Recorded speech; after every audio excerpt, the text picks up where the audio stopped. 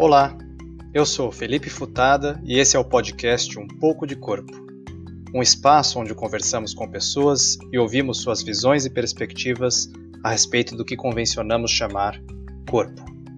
Nossas conversas são publicadas na íntegra, sem edições. Essa é uma escolha, pois assim é a vida real. O corpo não mente.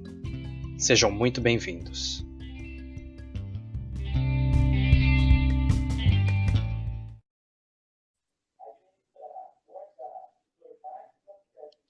Oi, Kátia. Oi, tudo bom? Tudo bem? Tudo. Eba, obrigado pela generosidade e pelo seu tempo de participar aqui. Ah, legal. As histórias parecem legais. Muito bom. Olha só, Kátia, então vamos lá. Queria que você começasse se apresentando do jeito que você achar mais adequado. Sou Kátia Ono,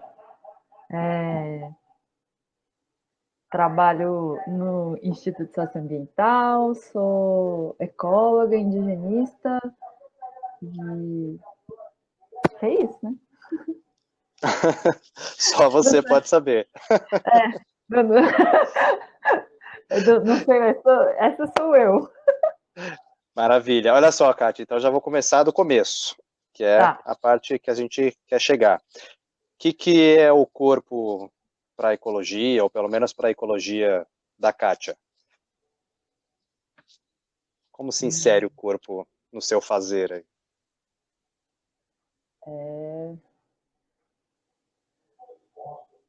Eu acho que o corpo é meio minha cabeça. Sua cabeça? Eu Por sou, quê? eu sou muito. Meus entendimentos são muito através do corpo, eu acho. Não é uma percepção. Assim, eu só percebi isso muito recentemente, na verdade, quando eu entendi que eu tinha dificuldade de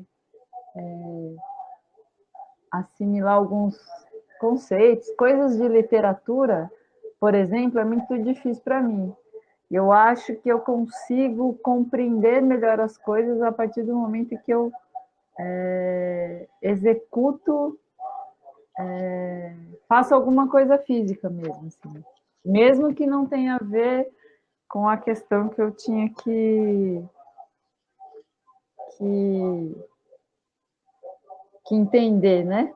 Mas o fato de eu me movimentar e fazer alguma coisa física resolve o meu entendimento, assim, sobre o mundo. Não sei se é... E eu não sei se é só... Se é que o corpo é um através para mim, né?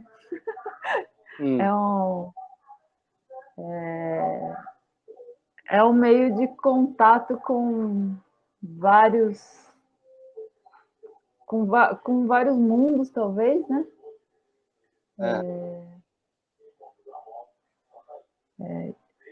Será que você deixou de ser uma ecóloga e virou a própria ecologia em si?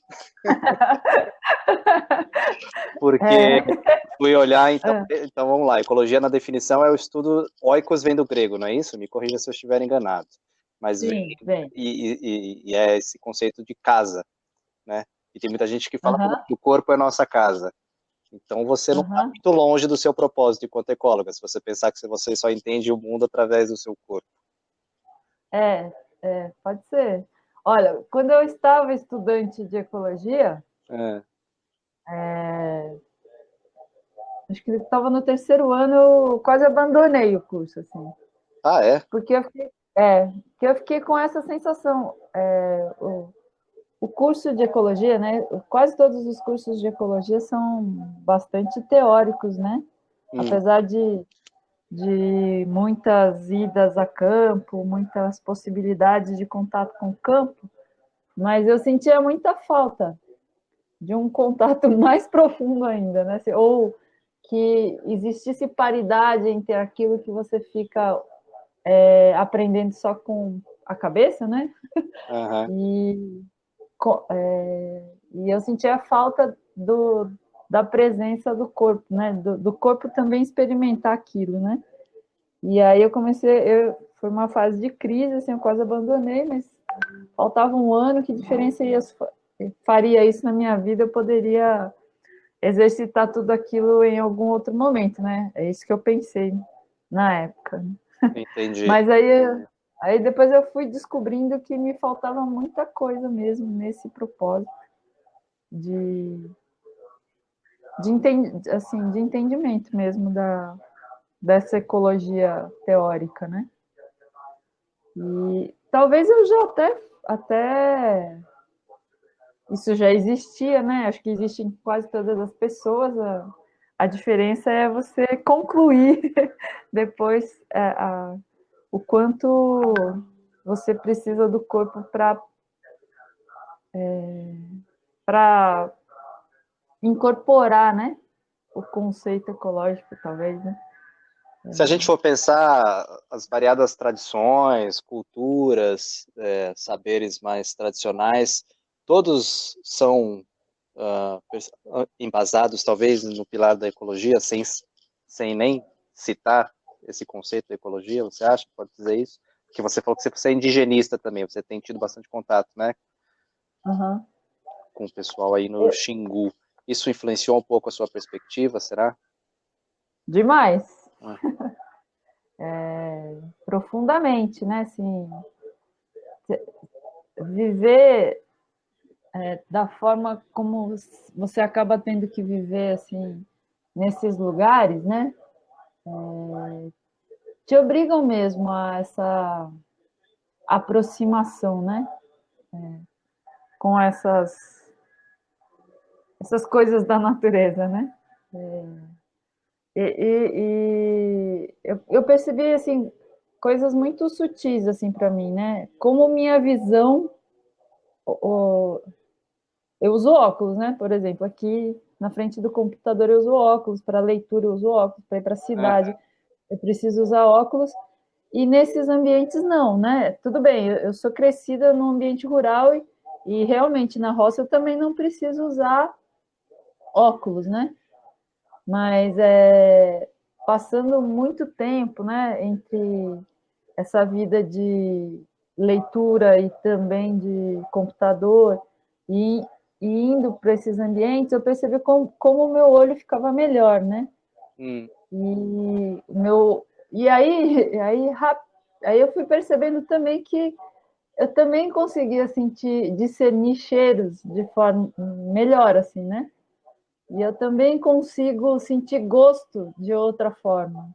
E eu também, assim, várias coisas do meu corpo mesmo ficaram mais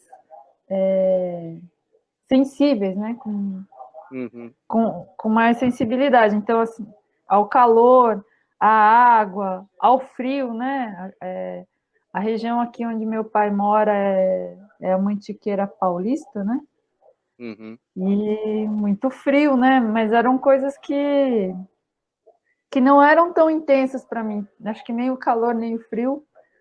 E aí, talvez essa falta de corpo, né? Quando você estava fazendo outra coisa, né? E aí, agora, isso tudo é mais intenso em mim. Também porque eu fiquei mais velha, né? Mas é isso, assim, estando no Xingu, a minha visão é uma das coisas que mais me intrigam, assim, né? Eu consigo ver bando de macaco, né? De longe, de muito longe, né? Coisa que eu não conseguia ver. Eu entendi que as quatro paredes tiram o meu horizonte. E por isso o meu olho fica muito ruim, né?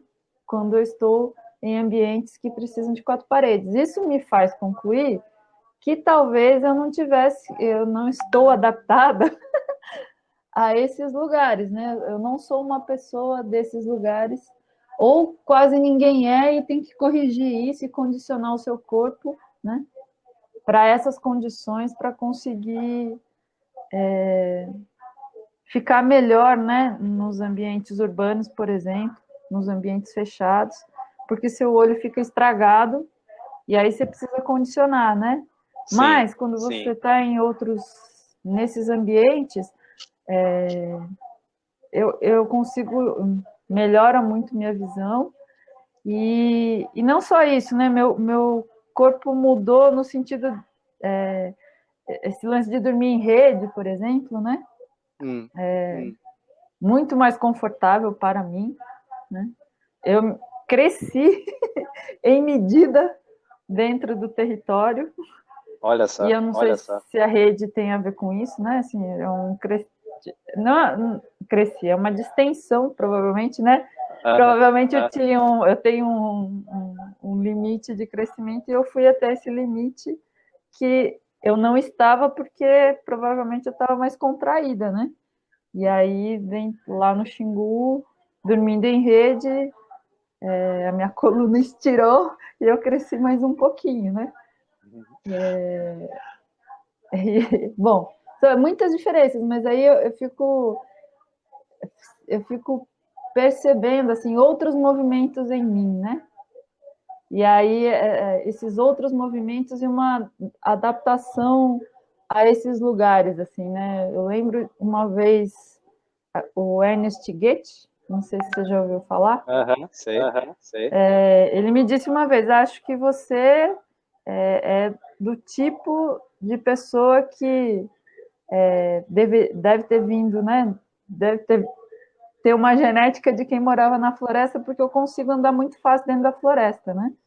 Hum. O meu tamanho, eu consigo passar pelo cipó sem precisar abrir trilha praticamente, né? Mas, mas é isso. Como eu Adorei, fui. não? Aham. Né? Gostei. Não, e é isso. Eu fiquei pensando enquanto você falava que fiquei lembrando do livro do Le Breton, cara que eu sou absolutamente apaixonado, falando da antropologia dos sentidos. E ele fala muito sobre essa coisa de que os sentidos, bom, primeiro que não existe um sentido, a gente categoriza um pouco para fins didáticos, né? Falar da visão, falar do olfato, falar da audição, mas que todos eles acontecem simultaneamente, praticamente, né? A gente sente o mundo, principalmente Uhum, pela pele, assim, a gente vê o mundo pela pele do olho, a gente escuta o mundo pela pele do ouvido, então é um pouco, e a pele é isso, o que que é? Essa camada que separa a gente, o mundo de dentro e o mundo de fora, né? E que isso é uhum, mais permeável do que a gente imagina. E aí uhum, fiquei pensando que estar no mundo, estar no Xingu, enfim, os lugares abertos, é óbvio, né, que você vai crescer, porque seu horizonte se expandiu. Então é. quase que o corpo aceita a possibilidade. Adorei. Me diz uma coisa, você acha que eu fiquei pensando na ecologia, voltando à ecologia. Do que eu me lembro de escola e do que a gente mais vê, existe uma relação da ecologia estudar os impactos do homem no mundo, digamos assim. Só que você está falando mais de uma coisa do impacto do mundo no homem também. Ainda é ecologia? É, é, demais. Uma vez a gente, lá dentro do Xingu, né? A equipe, né? A gente Uhum. estava banhando numa vereda linda que tem uma aldeia lá que a gente trabalha, na aldeia dos Walcha, né? É uma vereda, são esses lugares que tem buritizal e água cristalina, né? Transparente, um pocinho assim lindo. E a gente pensando assim, né? Porque a vizinhança toda que foi ocupada pela soja, né? Era cheia desses lugares, né? E a gente ficou pensando assim, como alguém que é dono da terra, né? Se, geralmente o agronegócio, né? Os proprietários não moram nas terras, né? Eles mal Uhum. conhecem as terras quando mandam desmatar e ocupar com outro tipo de vegetação. Então, provavelmente eles nem viram um lugar desse, né? Que na propriedade deles tinha um lugar tão lindo desse e vai procurar, às vezes, de férias em outro lugar, né? Uhum. Vai pagar férias em outro lugar desse. Mas se ele banhasse, né, num lugar daquele, e se ele convivesse num lugar daquele, provavelmente ele não detonaria um lugar daquele, né? Então, eu entendo que o ambiente, a ecologia, o ambiente, né, consegue influenciar o homem, sim. ele precisa, né, viver algumas coisas para entender o que ele faz. Ele precisa tomar contato com esse outro corpo para entender o que ele faz com esse outro corpo. Senão, e a maioria, né, de quem acaba fazendo isso faz sem faz também porque não entende e não conhece essa ecologia, né? Então eu acho que ela influencia, sim. Mas existe memória, né? Esses corpos têm memória. E a gente está lidando com pessoas que vieram de outras memórias ecológicas, né? Sim. E quando vêm para outro lugar, talvez elas ficam procurando trazer essa memória, né?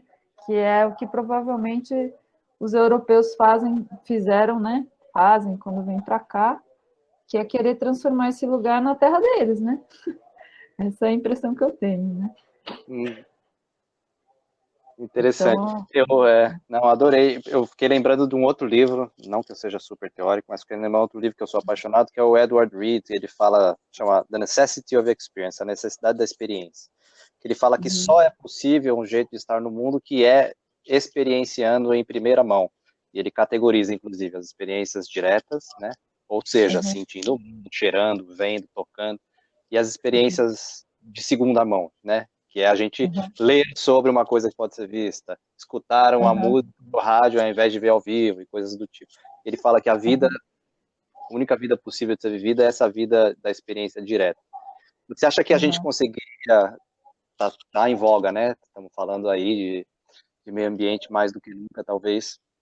É possível a gente ensinar só sobre ecologia ou precisa estar na natureza para as pessoas de fato entenderem o que é essa conexão com o mundo, a interdependência, enfim. São muitas naturezas, né, também, né? Uma cidade também tem sua natureza, né? Eu acho. Eu fiquei acompanhando, né, esse pessoal do slam, né? Essa poesia de rua, né? Sim, conheço bem, conheço bem. A sensação que eu tenho quando eu escuto é a interpretação, né? Quando eles cantam, né? Os poemas, a poesia é uma coisa muito visceral, né? Assim, a maioria dos poetas expressam de forma muito visceral essa poesia deles, né? Sim. E me soam coisas muito vivenciadas, né? E por isso elas muito verdadeiras, assim, elas me tocam muito mais às vezes do que as poesias da, da, da dos, dos poetas da classe média, né? Que tem mais questões existenciais, mas talvez não tenham essa visceralidade, né? Assim, eu não sei como explicar, mas a presença a presença da poesia do Islã parece muito mais viva mesmo, vivenciada do que a dos poetas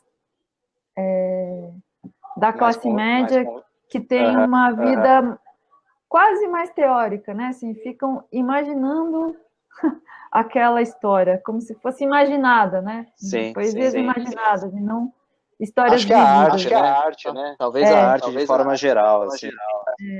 A gente tem que ver uma arte que a pessoa sentiu de fato, ou vivenciou.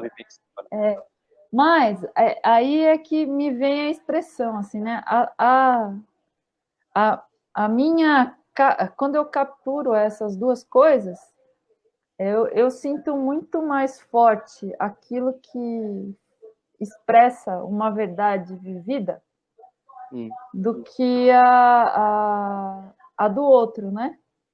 A verdade imaginada, né? E aí eu acho que aí eu faço uma metáfora com isso que você está falando, né? A ecologia se vivenciada, ela é muito melhor, né? Vai ser melhor aprendida pelo aprendiz, né? Uhum. Mas experienciada, né? Como você disse. Mas a ensinada, ela vai ter que ser ensinada por alguém que vivenciou, né? Por alguém que experienciou, para chegar um pouco mais perto, né? É isso, eu acho que pode, você vai chegando um pouco mais perto, né? Cada vez mais perto da ecologia, se esse fio de contato for Verdadeiro. mais verdadeiro. É É. isso que eu acho. Eu estava até hoje estava lendo, né? Eu estou trabalhando com essas questões de manejo do fogo, né? E existe um grupo no Xingu que a gente tem dificuldade de trabalhar, mas também porque lá existem a presença do Estado, né? Então, essa coisa de formar brigada, que não dá muito certo, né? E eles têm uma cultura muito forte de uso do fogo e de manejos interessantes também, né? Então, a gente tá tentando estudar mais, entender mais esse povo, também através da literatura dos antropólogos, né? E existe uma coisa muito legal que eles falam da formação do jovem, né? E os jovens fazem reclusão durante um tempo, né? Logo depois que menstruam, Aham. e os homens aí na sua fase. E eles tomam muitas ervas durante essa fase, né? Mas, para tomar essas ervas, ou para serem medicados, né? E melhorar, e fazer essa formação do corpo, né? Essas ervas são para a formação do corpo, né? Aham. Do corpo de uma pessoa xinguana, né? E existe esse lance de fazer escarificação e passar as ervas, né? Na área escarificada para aumentar o contato dessa erva com a pessoa, né? Uhum. Mas a coisa mais interessante dessa história é que essas ervas são aplicadas neles para trazer a beleza da floresta para dentro da pessoa e para dentro da aldeia. Né? Maravilha. Assim, eu nunca tinha lido desta forma, né? E aí é uma forma de quase transformar a pessoa também numa entidade da floresta, entende? É esse Sim. o objetivo desse processo, né? Então, é muito forte isso, né? Se você for... você está criando um elo, um acesso da floresta dentro da pessoa. Não, acho que é por aí. Eu fico pensando, enfim, nas minhas experiências, que eu tive muito mais, né, ao longo da vida, contato com a medicina tradicional chinesa, com o yoga, com o Ayurveda, que na verdade fala das mesmas coisas. É Uhum, como que a gente consegue estabelecer esse vínculo, né, do ser humano com o planeta, como se a gente fosse um macro-organismo mesmo, de fato, e a uhum, gente, né, se distancia disso.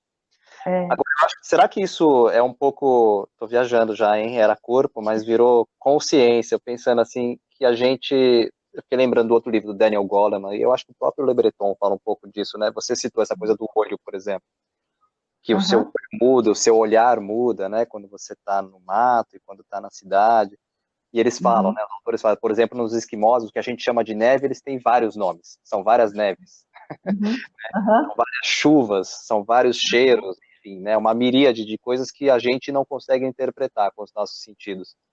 uhum, Eu fico pensando naquela máxima, né, naquele ditado do William James, ele era um dos pioneiros aí da psicologia, ele falava que a realidade é tudo que aquilo, no determinado instante, a gente está colocando a nossa atenção. Então, uhum, realidades, né? Será uhum.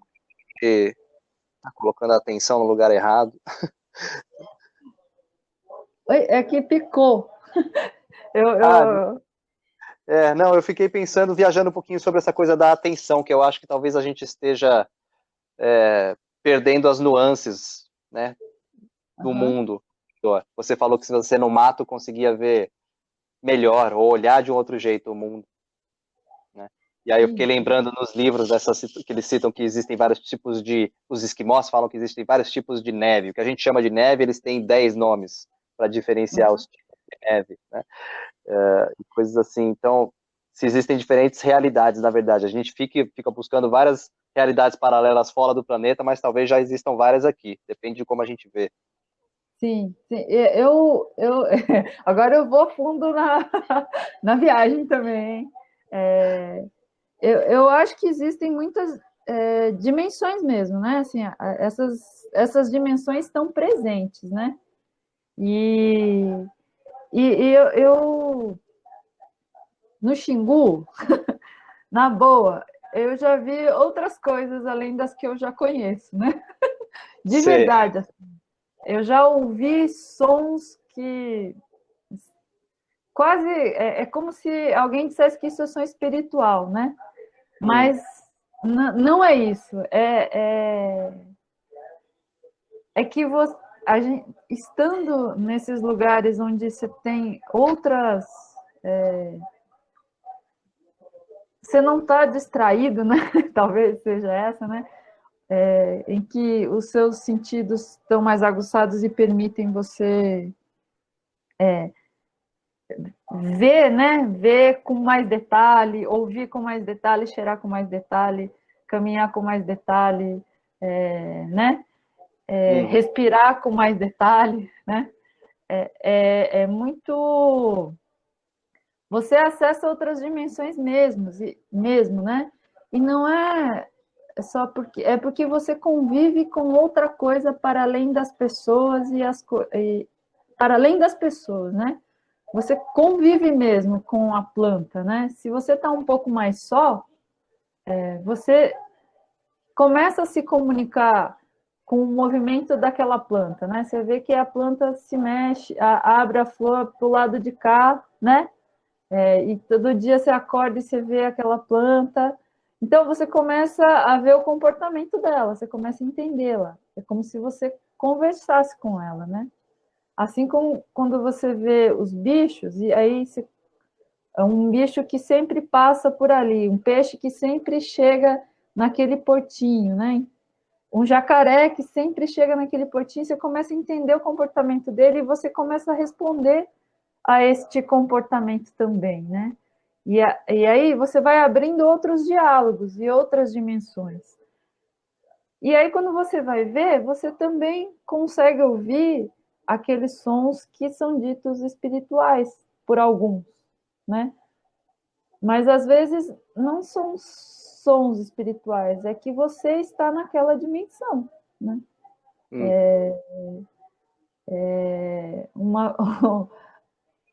Uma vez eu vi um vulto passando na porta da casa à noite. Eu estava com um velho da aldeia lá conversando na casa, no alojamento que a gente tem na aldeia. Escuro, tudo escuro, luz de vela, e eu vi um vulto passar. Ele estava de costas para mim. Era um outro indígena, né? Era um indígena, mas não era um indígena dali, daquela comunidade, né? Era menor, tinha outras vestes, tinha outro corte de cabelo, né? Sim. E aí o velho me disse, isso é espírito, né? Mas é comum que a gente veja isso estando lá. E aí eu entendo que são as dimensões que você conseguiu acessar porque você está naquele lugar, mas você está mesmo, né? Você está com porosidade para aquele lugar, né? Sim, sim. E aí você consegue acessar essas outras dimensões mesmo, né? Sim. Não, e quanto a gente se desconectou disso, eu acho que é um pouco por aí. No começo da pandemia, agora com os meus alunos escolares, pequenos, né? Educação infantil, eu propus deles fazerem aquele clássico de plantar uma planta, observar o crescimento, observar flores que tiverem sim em casa e coisas do tipo. Porque a gente fica muito associando e criarem um super-herói que tivesse um poder diferente. Então, por que que o super-herói precisa sempre olhar mais longe? Ele pode, de repente, olhar menor.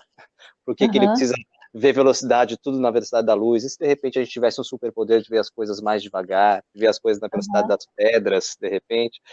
De repente, aham. os frames por segundo que o nosso cérebro consegue interpretar, na verdade, o mais saudável é a gente desacelerar ao invés de acelerar. Sim, sim, Né? sim, sim. Muito E eu legal. não sei se, estando nesses, se esses lugares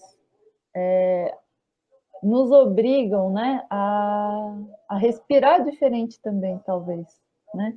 Mas assim, não é que nos obrigam. Às vezes, os movimentos que você tem que fazer, né, para a sua vida cotidiana, lhe provocam a esses movimentos e a respirar diferente, né? É isso que eu percebo, né? Então, o fato de eu ter que carregar água na cabeça faz eu movimentar os braços de outro jeito, né? Uhum. Que é muito incomum, estando aqui onde você tem água encanada, né? Onde Sim. você praticamente não precisa fazer esse movimento. Mas isso muda a minha respiração, né? Muda a minha envergadura, inclusive, né? Os movimentos também provocaram outras sensações em mim, né? Eu ter que agachar, eu ter que ir no banheiro no mato, né? Sem assento, por exemplo, né? Muito melhor para mim, diga-se de passagem, né? Talvez É. para muitas pessoas, provavelmente, né? Sim, para o nosso organismo, eu diria, é o certo. Já se sabe, Eu né? fico vendo essas diferenças, né? Porque também a gente, você é descendente de japonês também, né? Sim. Mas eu já notei que as pessoas, os meus sobrinhos, por exemplo, são mestiços, eles têm a perna muito longa, a cintura deles é muito alta É. e nenhum deles, nem o pai deles, consegue sentar de cócoras com o pé espalmado no chão. Uhum. Nenhum deles, e aí eu fico pensando se isso tem a ver com a anatomia também, de, né, da genética do povo deles. E se isso não muda, e se não foi por isso que os vasos surgiram, né, os vasos sanitários, foi uma invenção dos europeus, talvez, não sei. Mas essas diferenças físicas também podem influenciar, né? Essas diferenças anatômicas também podem ter influenciado a transformação da paisagem, né? Sim.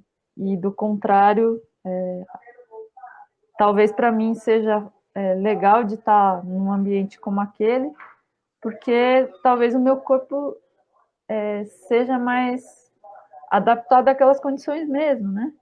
Mas é isso, apesar disso, eu vivi outras necessidades, eu tive que fazer outros movimentos corporais no meu cotidiano, e isso também deve ter mudado alguma coisa em mim, né?